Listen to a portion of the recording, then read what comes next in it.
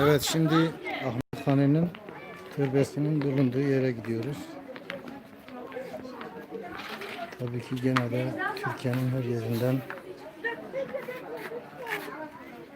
gelenler oluyor. Sen de nasıl sen geldin mi? Bir ana bak bir ana burada gelsin burada gelsin de gelin.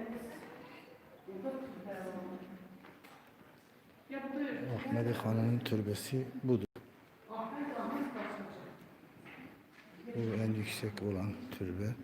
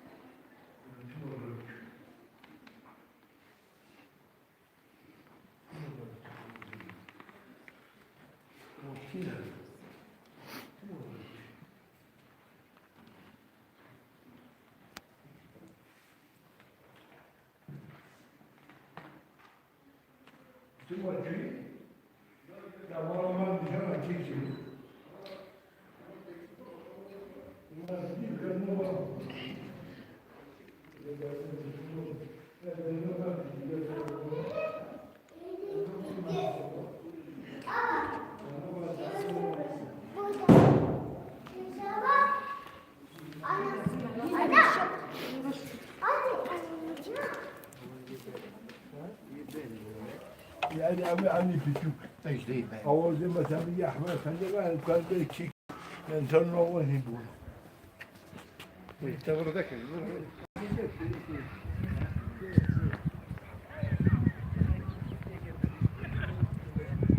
Türkiye'nin her yerinden Ahmet Hane'yi ziyaret geliyorlar.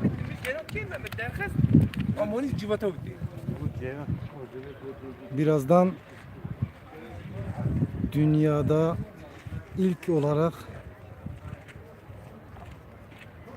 altyapı ve kalifer sistemi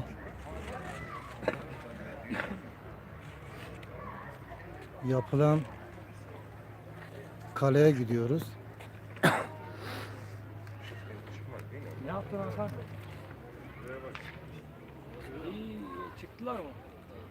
Sonra çıkıp buradan resim çekiyor.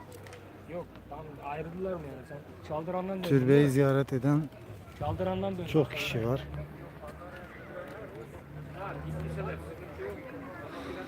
Bu da Doğu Beyazıt Dağları. Ağrı Dağı buradan görünmüyor. Şu tepenin arkasında oluyor. Tamam, ben biraz Ahmet Hane'nin türbesinin hemen yanında aşevi, imam odası ve lavaboyu abdest almak için. Evet, şu aşağıda gördüğünüz de az önce bahsettiğim gibi dünyada ilk defa kalifer ve altyapı sistemi gerçekleşmiş orada. İshak Paşa Sarayı. Birazdan sizi oraya da götüreceğim. Beni takipte kalın.